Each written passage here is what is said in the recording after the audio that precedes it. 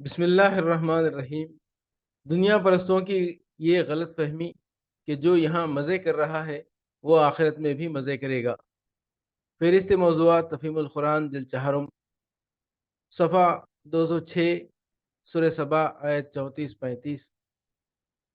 وما ارسلنا فی قریۃ من نذیر الا قال مترفوها انا بما ارسلتم به کافرون وقالوا نحن اکثر اموالا واولادا وما نحن بمعذبین۔ کبھی ایسا نہیں ہوا کہ ہم نے کسی بستی میں خبردار کرنے والا بھیجا ہو اور اس بستی کے کھاتے پیتے لوگوں نے یہ نہ کہا ہو کہ جو پیغام تم لے کر آئے ہو اس کو ہم نہیں مانتے۔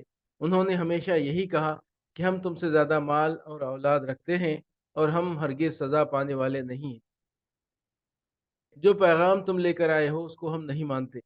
یہ بات قرآن مجید میں بکثرت مقامات پر بیان کی گئی ہے کہ انبیاء علیہ السلام کی دعوت کا مقابلہ سب سے پہلے اور سب سے آگے بڑھ کر ان خوشحال طبقوں نے کیا ہے جو دولت و حشمت اور نفوذ و اقتدار کے مالک تھے۔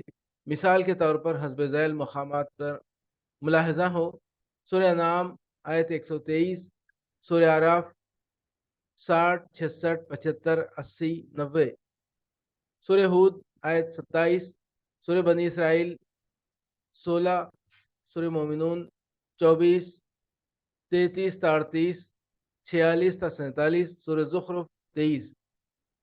ہم ہرگز سزا پانے والے نہیں ہیں۔ ان کا استدلال یہ تھا کہ ہم تم سے زیادہ اللہ کے پیارے اور پسندیدہ لوگ ہیں، جبھی تو اس نے ہم کو ان نعمتوں سے نوازا ہے جن سے تم محروم ہو، یا کم از کم ہم سے فروتر ہو۔ اگر اللہ ہم سے راضی نہ ہوتا تو یہ سر و سامان اور یہ دولت و حشمت ہمیں کیوں دیتا؟ اب یہ بات ہم کیسے باور کر لیں کہ اللہ یہاں تو ہم پر نعمتوں کی بارش کر رہا ہے اور آخرت میں جا کر ہمیں عذاب دے گا؟ عذاب ہونا ہے تو ان پر ہونا ہے جو یہاں اس کی نوازشوں سے محروم ہے۔ دنیا پرستوں کی یہ غلط فہمی کہ جو یہاں مزے کر رہا ہے وہ آخرت میں بھی مزے کرے گا۔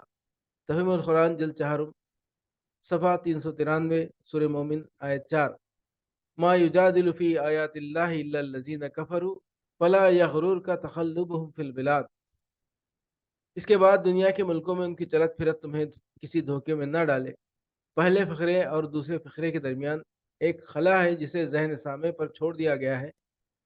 فہوائے کلام سے یہ بات خود بخود مترشح ہوتی ہے کہ اللہ تعالیٰ کی آیات کے مقابلے میں جو لوگ جھگڑالو پن کا طرز عمل اختیار کرتے ہیں وہ سزا سے کبھی بچ نہیں سکتے۔ لا محالہ ایک نہ ایک روز ان کی شامت آنی ہے۔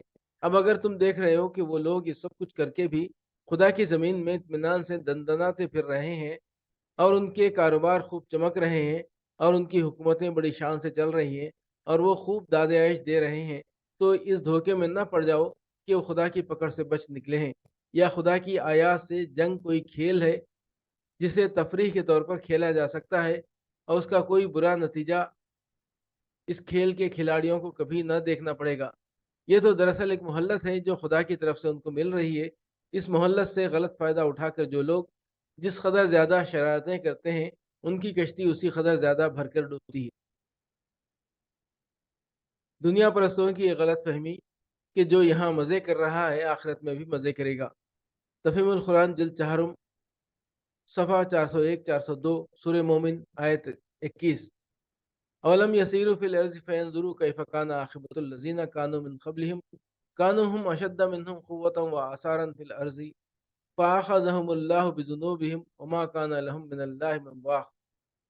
کیا یہ لوگ کبھی زمین میں چلے پھرے نہیں ہیں کہ انہیں ان لوگوں کا انجام نظر آتا جو ان سے پہلے گزر چکے ہیں؟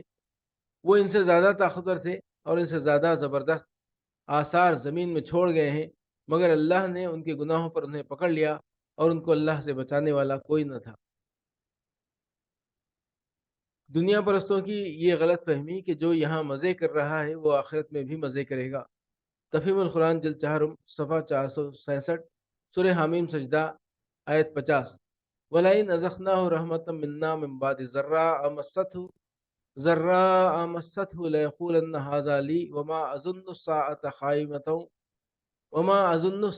قَائِمَةً وَلَئِن رُجِعْتُ إِلَى رَبِّي إِنَّ لِي عِندَهُ لَلْحُسْنَىٰ فَلَنُنَبِّئَنَّ الَّذِينَ كَفَرُوا بِمَا عَمِلُوا وَلَنُذِيقَنَّهُم مِّنْ عَذَابٍ غَلِيظٍ۔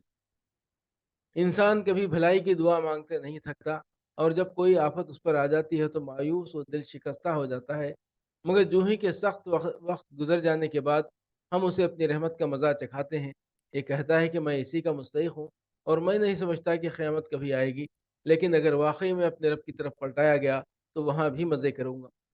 حالانکہ کفر کرنے والوں کو لازماً ہم بتا کر رہیں گے کہ وہ کیا کر کے آئے ہیں، اور انہیں ہم بڑے گندے عذاب کا مزہ چکھائیں گے۔ انسان کبھی بھلائی کی دعا مانگتے نہیں تھکتا۔ بھلائی سے مراد ہے خوشحالی، کشادہ رزق، تندرستی، بال بچوں کی خیر وغیرہ۔ اور انسان سے مراد یہاں نو انسانی کا ہر فرد نہیں ہے، کیونکہ اس میں تو انبیاء اور صلحاء بھی آ جاتے ہیں جو اس صفت سے مبرہ ہیں جس کا ذکر آگے آ رہا ہے، بلکہ اس مقام پر وہ چچورا اور کمزرف انسان مراد ہے جو برا وقت آنے پر گڑ گڑانے لگتا ہے اور دنیا کا عیش پاتے ہی آپے سے باہر ہو جاتا ہے۔ چونکہ نوع انسانی کی اکثریت اسی کمزوری میں مبتلا ہے، اس لیے اسے انسان کی کمزوری قرار دیا گیا ہے۔